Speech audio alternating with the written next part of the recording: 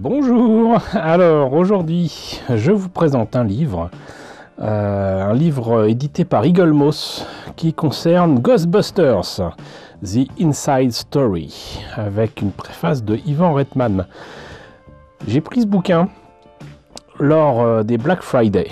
Faisais un petit tour sur le site Eagle Moss pour voir si un des Vipers de Galactica, qui m'intéresse beaucoup, le Viper Mark III, était en promo ou non. Ça ne l'était pas. Il proposait un prix certes sur le Viper Mark III, mais en précommande, et ça restait quand même encore un peu cher pour moi. Par contre, il y avait des super promos sur les livres, pratiquement 50%.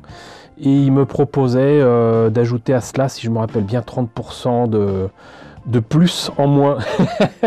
En tout cas, bon, c'était une super affaire. Et j'ai pris plusieurs bouquins comme ça. Et là, c'est l'un des bouquins que je vais vous présenter. Il y en a un autre sur Galaxy Quest, deux autres sur Star Trek.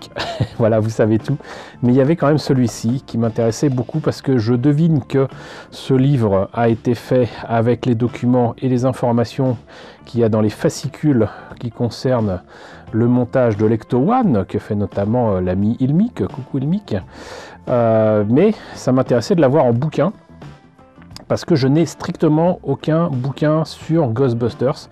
J'ai plein d'articles d'époque qu'il y avait dans Mad Movies, l'écran fantastique, des choses comme ça. Mais j'ai strictement rien autour de Ghostbusters, que ce soit pour le premier ou le deuxième film. J'aime pas le deuxième film, je vous le cache pas. Mais là, il y a quand même forcément beaucoup de choses sur le premier film. Et j'ai hâte de voir ce qu'ils vont pouvoir nous dire. Et puis c'est un beau bouquin. C'est un très très beau bouquin. Regardez-moi ça. Enfin, je vous ai déjà présenté des livres Eagle Moss, mais voilà, ça, entre guillemets, ça ne rigole pas. C'est une publication en plus non pas américaine, mais anglaise, hein, même s'ils ont quitté l'Europe. Et donc, a priori, c'est quasiment 30$ le bouquin. Et si je me trompe pas, j'ai dû le payer peut-être 13, un truc comme ça, quoi. Donc, on va voir ce que ça donne pour ce livre immédiatement. Tout de suite, là, maintenant. Parce qu'en plus, ça se concentre sur les deux premiers films, ce qui est logique, puisque si ça a été fait autour de l'Ecto One, il ne risquait pas de parler du troisième film. Éventuellement le quatrième, mais si ça concerne donc des choses publiées il y a quelques années, ils n'avaient forcément pas les infos ni les images. En tout cas, voilà pour la table des matières. Donc tous les acteurs y passent, mais pas que. Il y a les effets spéciaux, donc ça m'intéresse énormément pour le chapitre 2.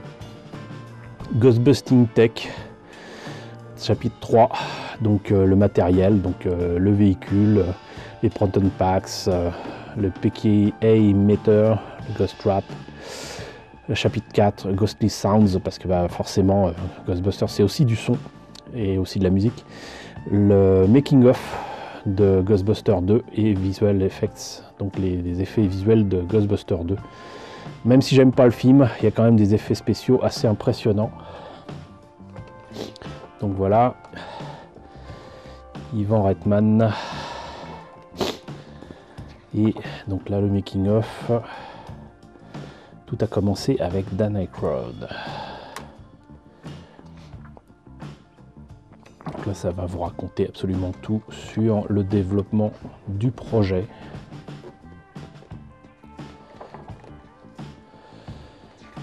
Avec le fameux Bill Murray, qui m'a l'air d'être un bon gros rigolo, mais qui n'est pas forcément apprécié de tout le monde.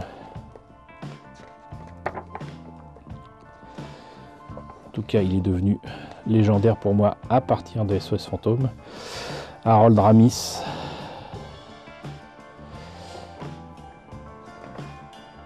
Voilà, le nerd dans toute sa splendeur. Collectionneur de champignons.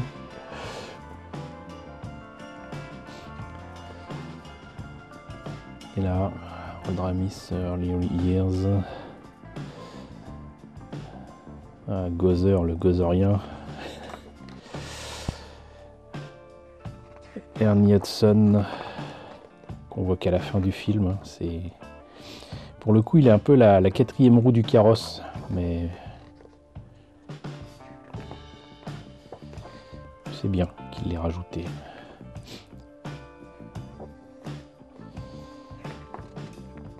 Alors effectivement, il y a pas mal de photos et de documents que forcément je n'avais jamais vus. Moi, j'ai vu surtout les making-of et les bonus des DVD. Donc même si c'est des photos en noir et blanc, je rappelle quand même que le film est sorti en 84, donc logiquement a été tourné en 83. Ah, concept art, partie préférée de tout ce qui est coulisses de réalisation, de production de films. Et voilà quoi. Bah, si ça avait été ça dans le film, on s'en rappellerait. Terror Dog. Et ben, on a échappé aussi à ça, de peu. Hein.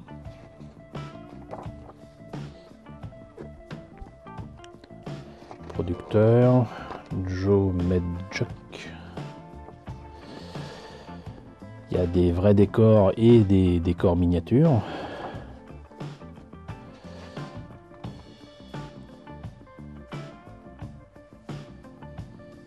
On reconnaît bien quand même la mise en page des fascicules de chez Eagle Moss hein, quand même. Et là c'est vrai qu'ils avaient fait qu'une seule Ecto One. Bon là il parle essentiellement du fait que ça avait été mis dans un coin à Los Angeles parce qu'il fallait évidemment faire en sorte que ça ressemble à l'Ecto One quoi. Hein, et il fallait l'amener à New York. Donc visiblement bon. Production pleine de surprises, parfois belles, d'autres moins belles. Les costumes, alors ça pour ceux qui veulent reproduire les costumes, c'est génial. C'est juste génial. Et là encore plus génial d'avoir des pages sur Sigourney Weaver, forcément.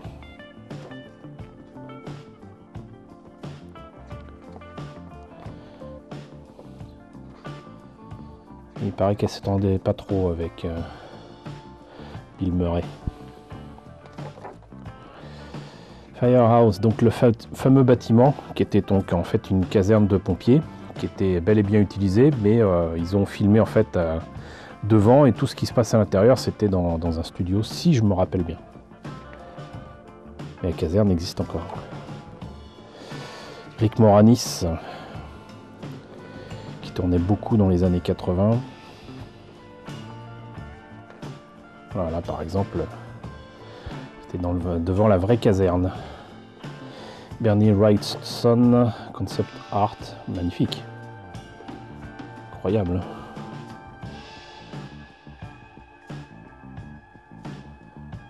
Il me semble que c'est l'auteur qui a fait une superbe BD sur Frankenstein. Que j'ai, il faudrait que je vérifie. Si c'est le cas, vous verrez une image de la BD en question. Annie Potts. Alors je la préfère dans le premier film que dans le deuxième.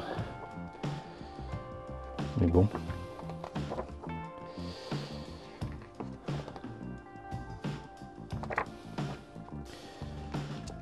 Alors là, lumière. Qui a son importance aussi quand même. William Atherton. Alors ça c'est un acteur que j'aime beaucoup, mais malheureusement qui est surtout connu pour avoir tourné dans des films où il est le salopard de service, quoi. Que ce soit dans Die Hard, les deux premiers, ou dans SOS Fantôme. Et je crains que ça ne lui ait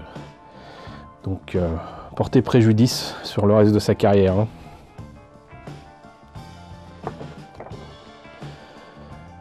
Pas de logo Ghost.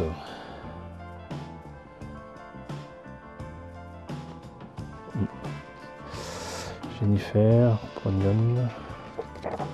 Décidément, même les seconds rôles, ils passent. Donc, visiblement, on saura vraiment tout sur tout. Montage Madness. Alors là aussi, il paraît que le montage a été terrible parce que en fait, tout était en retard. Certaines scènes qui devaient passer... comme là, nous on appelle ça la scène du rêve, mais a priori ça se passait entre guillemets en vrai, ou un truc comme ça. Enfin, pour ce que je m'en rappelle. Mais ça devait être quelque chose. Hein. Michael Ensign, Ongrochi Concept Art, donc là visiblement plutôt pour les architectures. Spook Central, la foire aux fantômes. J'imagine que tout ça, ça a été traduit en français pour les fascicules de l'Ecto One. Les scènes coupées. Oui, ça aussi, j'ai vu ça dans les bonus, hein, des DVD.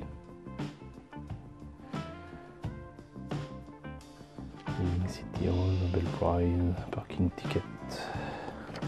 Ah, les effets spéciaux. Forcément ce qui m'intéresse le plus. Richard Edlund, donc qui est a priori, d'après ce que j'ai compris, la source première des photos qu'on voit ici. Donc, les scènes de fantômes.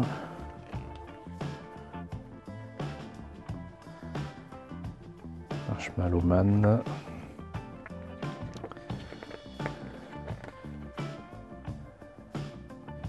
Et bah là, franchement, elle est déjà, comment dirais-je, affreuse dans le film, mais c'est encore pire. Hein.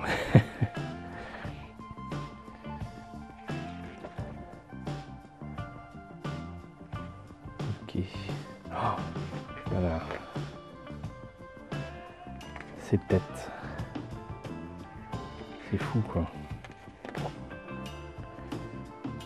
Dire que tout ça, ça a presque 40 ans. Oliver. D'accord, elle est astrologue.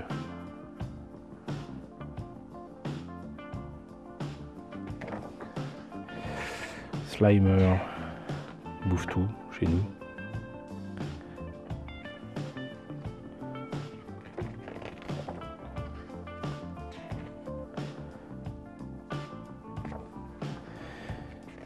Alors ça, c'est peut-être les trucs qui sont, comment dirais-je, je vais pas dire ratés, mais on voit que ça n'a pas été fait comme ils le songeaient, parce que bon, là, ils sont beaux quand ils sont comme ça, avec les pattes en avant et la tête qui remue, mais les pattes arrière sont très petites, et quand on les voit bouger, c'est de l'animation image par image, et l'intégration dans l'image est pas terrible. Mais quelle présence quand même pour ces magnifiques créatures.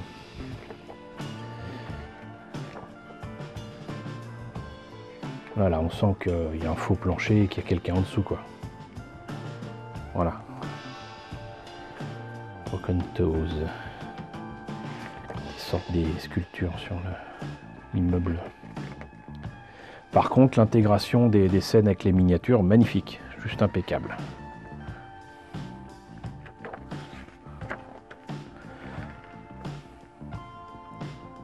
Voilà. Illusion d'optique avec les fonds bleus, les éclairs, tout ça.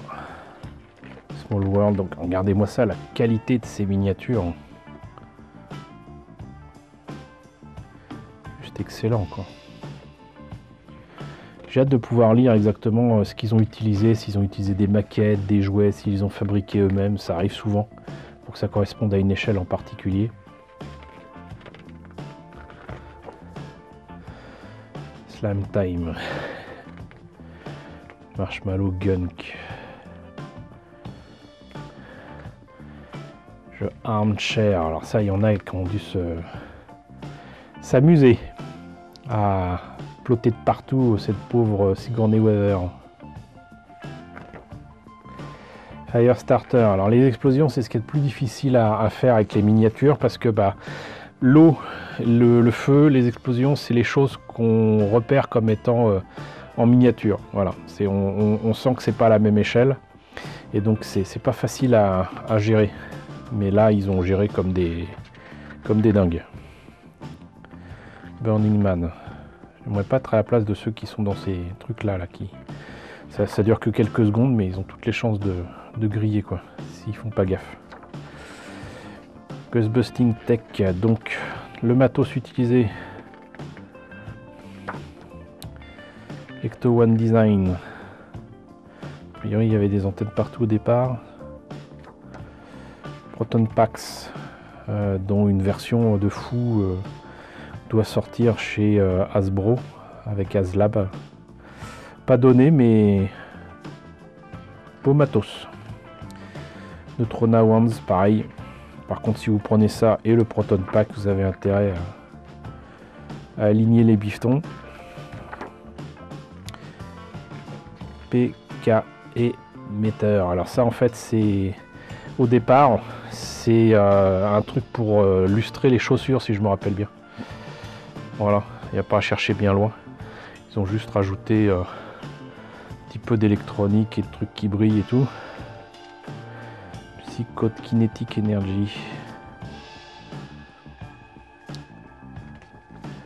Ghost Traps. Ghostly Sounds. Oui, parce que seraient ces images-là sans... Bah, notamment le bruit des lasers qui sortent des armes là. C'est pas des armes d'ailleurs. Hop. Même la sirène de Ecto-1. Perfect Score, donc voilà.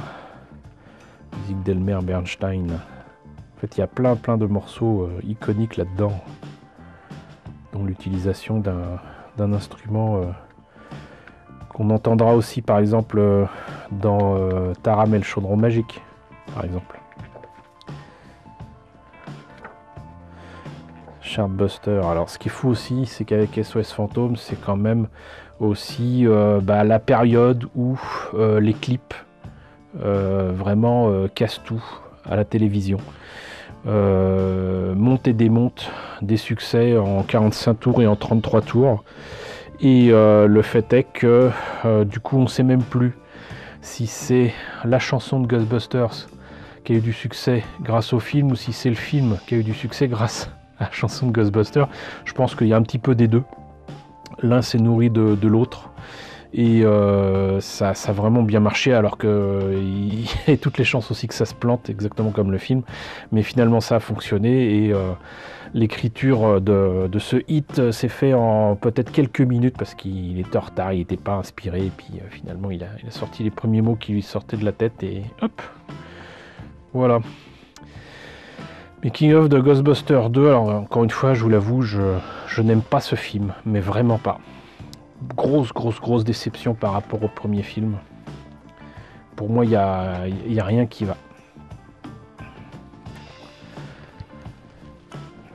Non.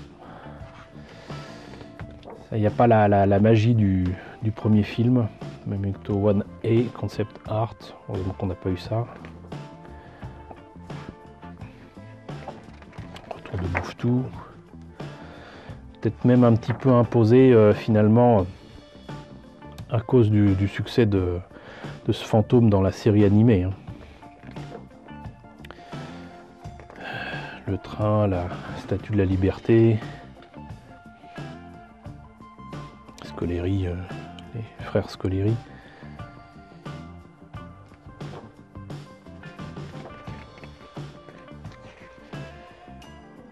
Et pourtant c'était pas si moche quoi.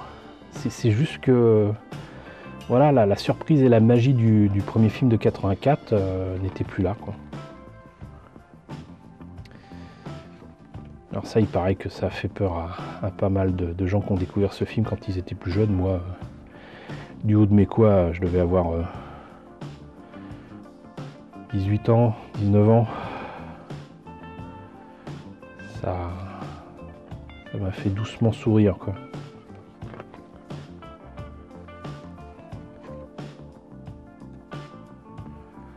Même cette scène-là avec le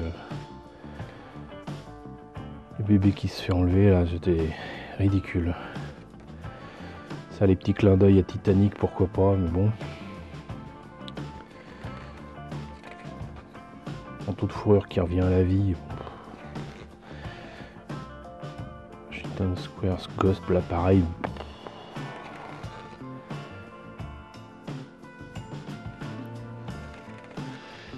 Frog Ghost.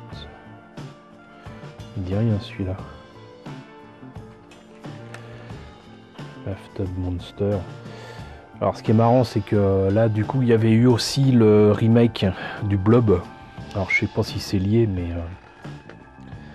il y a eu quand même une grosse utilisation de ce genre de truc. Le slime, là aussi hein, les jouets ils participaient à fond. Je suis persuadé que il y avait une volonté de mettre en avant le slime comme ça pour en vendre. Mais peut-être que je suis méchant. Voilà. Statue de la liberté. Ah, voilà, c'est ce que je me rappelais. Statue de la liberté portée par un mec. Il n'y a pas de raison. Hein. C'est qu'un costume après tout. Voilà, ça aussi. Procédé. Le maquillage, pour moi, il fonctionne pas. Il fonctionne pas. Et donc ça, c'est une publication qui date de 2020. C'est tout récent. Et je suis sincèrement très heureux d'avoir pris ce livre et j'espère que cette présentation vous a intéressé. Avec l'actualité autour de Ghostbusters Afterlife, ça vous intéressera peut-être de savoir que ce livre existe, même si ça ne concerne pas donc le 4e film de SOS Fantôme. Mais vous avez vu, il y a beaucoup de choses à découvrir et à lire, des anecdotes sur les 2 premiers films, sur les costumes, sur les accessoires, sur les effets spéciaux, surtout. Donc voilà, un très beau bouquin. Et même si vous ne l'obtenez pas à un prix aussi bas que ce que j'ai eu moi, très sincèrement, je pense que ça vaut bien. Logiquement, ça doit être dans les 27 €, un truc comme ça. On va dire 30 $ comme c'est écrit de l'autre côté. Ça les vaut largement. Et c'est bien plus joli de l'avoir ça. Donc avec un bouquin que dans des fascicules séparés, même si c'est en anglais. Effectivement, c'est en anglais, c'est pas en français, mais très belle édition et je suis très content de l'avoir. Moi, ça me remplit d'aise. Voilà, et ben écoutez, j'espère que la présentation de ce livre Ghostbusters The Inside Story, publié chez Eagle Moss, vous a intéressé. N'hésitez pas à me dire ce qu'il en est dans la section commentaires, si vous l'avez, si ça vous intéresse. N'hésitez pas à liker, c'est très important. N'hésitez pas à partager, c'est encore plus important. N'hésitez pas à vous abonner si ce n'est pas déjà le cas. Coucou aux nombreux abonnés qui nous ont rejoints ces derniers temps. Bienvenue ici. Coucou aux grands anciens qui me suivent depuis 6 ans. Merci à tous vos utilités, merci à tous votre soutien sur Tipeee et sur Paypal. Surtout prenez soin de vous. Je vous laisse avec la liste des contributeurs de la chaîne et je vous dis très bientôt pour la présentation de nouveaux bouquins.